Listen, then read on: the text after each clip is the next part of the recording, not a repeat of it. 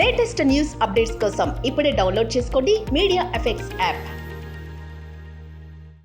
తమన్నా భాటియా మరోసారి ఓ తెలుగు మూవీలో నటించబోతుంది.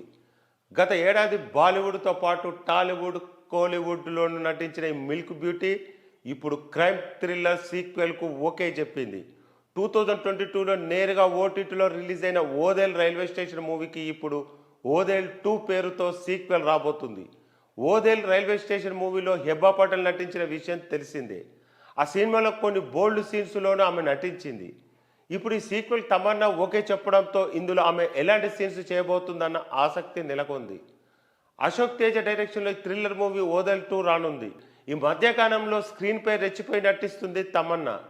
కాలానికి తగినట్లుగా మనము మారాలని చెబుతూ ఆమె గత ఏడాది లస్ట్ స్టోరీస్ 2, జీ కర్దా లాంటి సిరీస్లో తమన్నా బోల్డ్ సీన్స్ చేసింది. ఇప్పుడు ఓదేల్ 2 మూవీ కూడా సరే అనడంతో ఇందులో ఆమె అలాంటి సీన్స్ చేయబోతున్నట్టు స్పష్టమవుతుంది.